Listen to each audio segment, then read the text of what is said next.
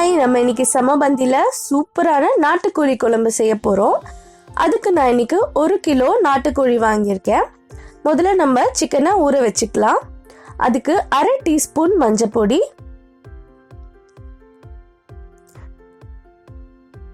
கோழிக்கு மட்டும் தேவையான அளவு உப்பு,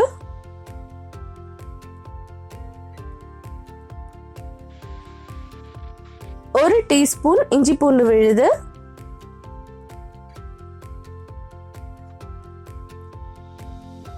அப்புறம் 2 டேபிள் ஸ்பூன் கெட்டியான தயிர். இதெல்லாம் சேர்த்து நல்லா கலந்து நம்ம ஒரு 1/2 மணி நேரத்துலேருந்து 1 மணி நேரம் வரைக்கும் இதை ஊற வைக்க போகிறோம். இன்னைக்கு குழம்புக்கு நம்ம ஒரு மசாலா அரைச்சிக்க போகிறோம். அதுக்கு 2 டேபிள் ஸ்பூன் முழு மிளகு, 1 டேபிள் ஸ்பூன் ஜீரகம், 1 டேபிள் ஸ்பூன் சோம்பு. இதெல்லாம் கொஞ்சமாக தண்ணி சேர்த்து நம்ம நல்லா விழுதா அரைச்சிக்கணும். அரைச்சாச்சு. வாங்க நம்ம இப்போ குழம்பு செய்ய ஸ்டார்ட் பண்ணலாம். குக்கரில் 5 டேபிள் ஸ்பூன் நல்லெண்ணெய் ஊற்றிக்கிறேன். எண்ணெய் கொஞ்சம் சூடானதும் ஒரு பிரியாணி இலை, 2 துண்டு பட்டை, ஒரு மராத்தி முக்கு, ஒரு அன்னாச்சி பூ, கொஞ்சமா கல்பாசி, அப்புறம் 5 பல்லு பூண்டோட 1 டீஸ்பூன் சோம்பு சேர்த்து இடிச்சு வச்சிருக்கேன். அதையும் சேர்த்துக்கிறேன். இதெல்லாம் கொஞ்சம் லைட்டா பொரியட்டும். அப்புறம் ஒரு 20 சின்ன வெங்காயத்தை சின்ன சின்னதா நறுக்கி வச்சிருக்கேன். அதையும் சேர்த்துக்கிறேன். இன்னைக்கு நம்மளோட நாட்டுக்கோழி குழம்புக்கு ஒரு எக்ஸ்ட்ரா டேஸ்ட் கொடுக்கறதே இந்த நல்லெண்ணெயும் சின்ன வெங்காயமும் தான். ஒருவேளை உங்கள்ட்ட சின்ன வெங்காயம் இல்லைன்னா நீங்க பெரிய வெங்காயத்திலையும் செஞ்சுக்கலாம், ஒன்றும் பிரச்சனை இல்லை. வெங்காயம் கொஞ்சம் நல்லா வதங்கிறதுக்காக கொஞ்சமா உப்பு சேர்த்துக்கிறேன்.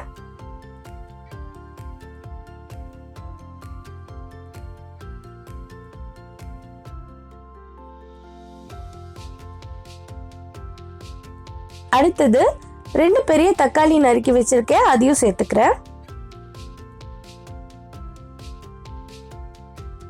தக்காளி நல்லா வதங்கணும்.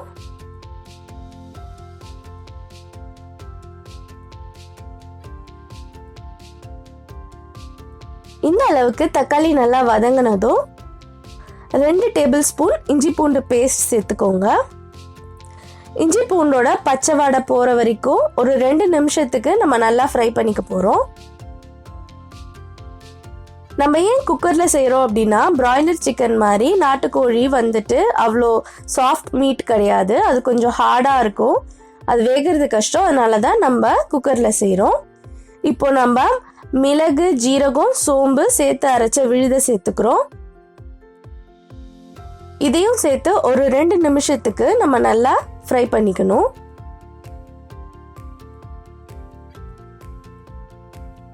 அடுத்தது நம்ம காரத்துக்கு தேவையான அளவு மிளகாத்தூள், அப்புறம் 2 டேபிள் ஸ்பூன் தனியாத்தூள் சேர்த்துக்கிறோம்.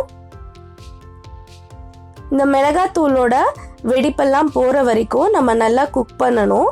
அது எப்போ நம்மளுக்கு வெடிப்பெல்லாம் போயிருச்சு அப்படின்னு தெரியும் அப்படின்னா, நம்மளோட மசாலாலேருந்து எண்ணெய் தனியாக பிரிஞ்சு வந்து இருக்கும். இதோ பாருங்க, இந்த மாதிரி. அப்போ நம்ம அடுத்த இன்க்ரீடியன்ட் ஆட் பண்ணிடலாம். ஊற வச்சிருக்க நாட்டுக்கோழியை நம்ம இப்போ சேர்த்துக்கிறோம்.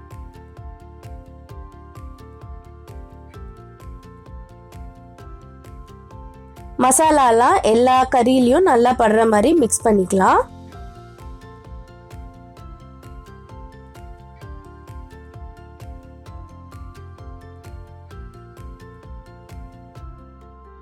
அடுத்தது கொஞ்சமா கருவேப்பிலை முழுசா போடுறதை விட எப்பவுமே எல்லா டிஷ்ஷுக்குமே நம்ம இந்த மாதிரி கிள்ளி போட்டோம்னா அதோட வாசம் இன்னுமே அதிகமா இருக்கும்.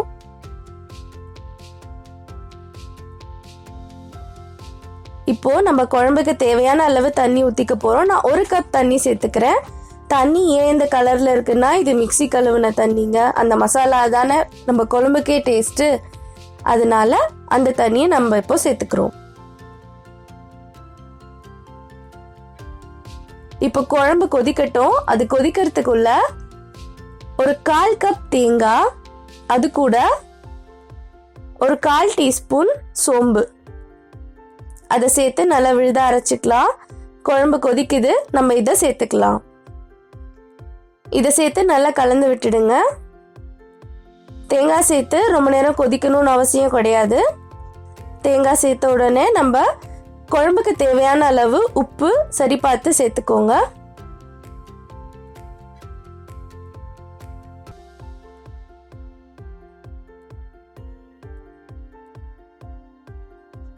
அப்புறம் கொஞ்சம் கொத்தமல்லி.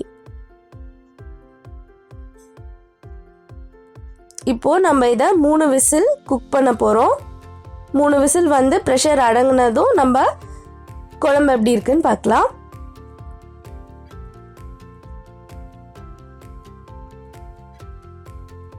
ஓகே, இப்போ 3 விசில் வந்து ப்ரெஷர் இறங்கிடுச்சு. நம்ம குழம்பு எப்படி இருக்குன்னு செக் பண்ணலாம். பார்த்தீங்களா, சுட சுட கமகமன்னு சூப்பரான நாட்டுக்கோழி குழம்பு ரெடி ஆயிடுச்சு. இது நீங்கள் கண்டிப்பாக உங்கள் வீட்டில் செஞ்சு பாருங்கள். அதுக்கப்புறம் இந்த ரெசிபியை தான் நீங்கள் ஃபாலோ பண்ணுவீங்க. பிராய்லர் சிக்கன் வாங்குறதையே விட்டுடுவீங்க. பாருங்க, எண்ணெய்லாம் தெளிஞ்சு அவ்வளோ சூப்பராக கறியெல்லாம் நல்லா வெந்திருக்கு. இப்போ திரும்பவும் நம்ம கொஞ்சோண்டு கொத்தமல்லி இலை ஃப்ரெஷ்ஷாக சேர்த்துக்கலாம். இப்போ வாங்க நம்ம இப்போதை சாப்பிடலாம்.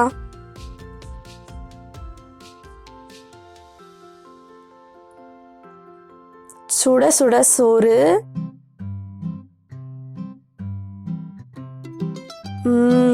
நல்ல கமகமக்கிற நாட்டுக்கோழி குழம்பு கோழிக்காலோட சாப்பிட போறேன். இதை நீங்களும் கண்டிப்பா உங்க வீட்டில் செஞ்சு பார்த்து உங்களோட கமெண்ட்ஸை கீழே ஷேர் பண்ணுங்க. இந்த வீடியோ உங்களுக்கு பிடிச்சிருந்தா மறக்காம சேனலுக்கு சப்ஸ்கிரைப் பண்ணுங்க. அப்படியே பக்கத்துல இருக்க பெல் பட்டனையும் கிளிக் பண்ணிடுங்க. நன்றி.